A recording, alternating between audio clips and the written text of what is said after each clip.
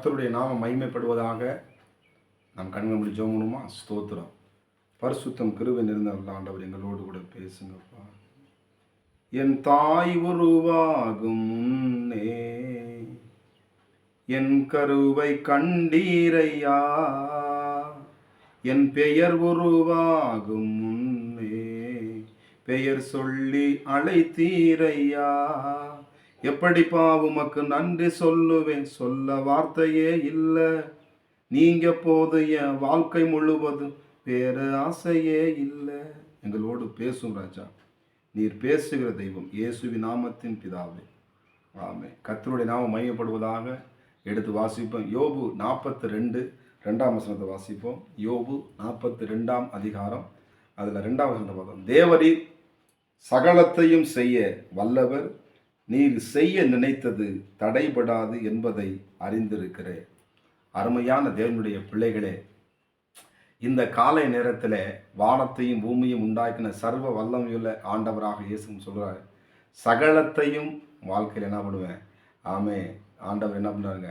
தடை இல்லாமல் செய்ய போகிறார். ஒருவேளை அவங்க வாழ்க்கையில் எந்தெந்த காரியங்கள் தடைப்பட்டு இருக்கிறதோ, எந்தெந்த காரியங்களை ஜெயிக்க முடியாமல் இருக்கிறீங்களோ, எந்தெந்த காரியத்தில் நீங்கள் முன்னேறி செல்ல முடியாமல் இருக்கிறீங்களா, இந்த காலை வேளையிலே ஆண்டவர் சகலத்தையும் உங்கள் வாழ்க்கையிலே செய்ய போகிறார்.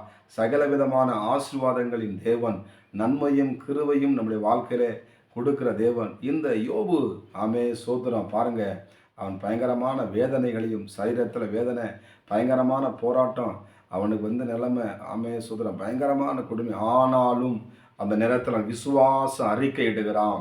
தேவரே, நீர் சகலத்தையும் செய்ய வல்லமையுள்ள தேவனப்பான் என்று சொல்கிறார். நம்முடைய ஆண்டவர் யார் தெரியுங்களா? அண்ட சராசரங்களை ஆளுக செய்கிறவர். இந்த காலை நேரத்தில் அப்படி நீங்கள் சொல்லுங்கள், ஆண்டவரே எங்கள் வாழ்க்கையில் நீங்கள் எல்லாவற்றையும் செய்ய நீங்கள் வல்லவராக இருக்கிறீங்கப்பா என்று சொல்லி உங்கள் விசுவாச வார்த்தைகளை தேவ சமூகத்தில் இந்த யோபு பாருங்க, ஆண்டோட சமூகத்தில் சொல்கிறான். தேவரே சகலத்தையும் செய்ய வல்லவர், நீங்கள் வாழ்க்கையில் செய்ய நினைத்த ஆசீர்வாதங்கள் எந்த மனுஷனாலும் தடை செய்ய முடியாது, எந்த பிசாசுனாலும் தடை செய்ய முடியாது. எந்த மனிதர்கள் கூட்டங்களும் உங்களுக்கு விரதமாய் கூடிக்கொண்டிருக்கிறாங்களோ, ஆசீர்வாதத்தை தடை பண்ணி கொண்டிருக்கிறாங்களோ, நன்மைகளை தடை பண்ணி கொண்டிருக்கிறார்கள், இந்த காலை வேளையிலே கர்த்தர் அதை உடைத்து இரும்பு தாப்பாக்கள் முறித்து, வெண்கல கதவுகளை உடைத்து இரும்பு தாப்பாக்களை முறியேற்கிற கர்த்தருடைய வல்லமை சோத்திரம் சகலத்தையும் செய்ய போகிறது. இது தேவனுடைய வல்லமை. சோத்திரம், இது தேவனுடைய வார்த்தைகள் நிச்சயமாய் உன் வாழ்க்கையிலே அது நிறைவேறும். வானமும் அழியும், பூமியும் அழிந்து போகும். ஆனால் இந்த எழுதியிருக்கிற ஒவ்வொரு வார்த்தை ஒரு எருத்தின் உறுப்பாயிலும் அழிந்து போகாது. அது நிச்சயமாய் இந்த வார்த்தையின்படி கர்த்தர் உங்களை ஆஸ்வதிப்பார். அந்த தடைகளை மாற்றி அற்புதங்களை செய்வார் என்பதை யோபு அறிந்திருக்கிறான். நீங்கள் அறிந்திருக்கிறீங்களா? இந்த காலை வேளையிலே யோபுக்கு இந்த நல்ல ஒரு குணாதிசயம் பார்த்தீங்கன்னா, வசனம் சொல்லி போட்டிருக்கு. யோபு 42 8ஆம் வசனத்தில் போட்டிருக்கு பாருங்க. யோபு 42 8, என் தாசனாக யோபு பேசினது போல் நீங்கள் என்னை குறித்து நிதானமாய் பேசவில்லை என்றார். யோபுவை பார்த்து தேவன் சாட்சி கொடுக்கிறார். இந்த யோபு யாரு தெரியுங்களா? அவன் உத்தமன் சொல்றார். இப்போ முதல் அதிகாரத்தை வாசிங்கன்னா, அவன் உத்தமன்ற அவனை போல பூமி அவ்வளோப்பட்டி அவனை குறித்து ஆண்டவர் அவனை சாட்சி கொடுக்கிறான். என் மயன் அப்படிப்பட்ட மயன் சொல்லி ஆண்டவர் சொல்லுகிறார். இந்த இடத்துல சொல்றாரு, யோபு என் மயன் அப்படிறான், நிதானமாய் பேசுகிறான் அப்படின்னு சொல்லப்படுது. இந்த காலை நேரத்தில் சோதரி யோபு எப்படி பண்ணான்னா நிதானமாய் பேசுகிறான். ஒரு பிரச்சனை வருதா, போராட்டம் வருதா, உடனே நீங்கள் பதறாதீங்க. எதை கண்டு தகிலாகி அப்படியே ஸ்டன்னாகி நின்றாதீங்க. டக்குன்னு நம்ம என்ன பண்ணுவோம்? டென்ஷனில் வார்த்தையை கொட்டிடுவோம். கோபத்தில் என்ன செய்யணும் தெரியாமா? கோபம் கொண்டாலும் நீங்கள் பாவம் செய்யாதிருங்கள். இந்த யோபு வாயில் என்ன பண்ணலாம்? குறையே சொல்ல, தேவனை பற்றி குறை சொல்ல வேண்டும் போட்டிருக்கு.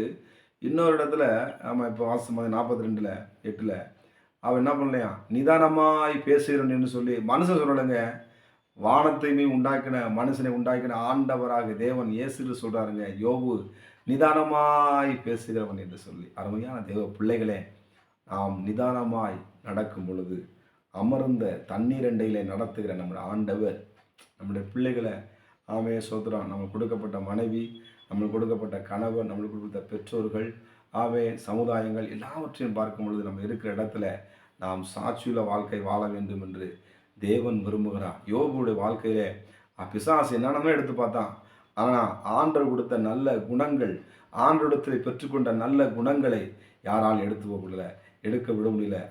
சோதரம் யோபுல வாழ்க்கையில எல்லாம் நின்று போன, ஆனால் நல்ல குணங்கள் அவனுக்கு இருந்தது. தேவன் அதை பார்த்து என்ன பண்ணார்? யோபுவை 2 மடங்காய் ஆசீர்வதித்தார். சோத்திரம் 7 மடங்கு 14 மடங்கு ஆண்டவராகிய தேவன் என்ன பண்ணார்? பள்ளிக்கு பெருக பண்ணி யோபு இத்தனை 4 தலைமுறைகளை கண்டான் என்ற போடப்படுது. யோபு 42 16 வசனம் பொழுது, இதற்கு பின்பு யோபு 140 வருஷம் உயிரோடு இருந்து 4 தலைமுறைகளை கண்டான். அருமையா தேவ பிள்ளைகளே, நீங்கள் தலைமுறைகளை காணப்படுவீங்க.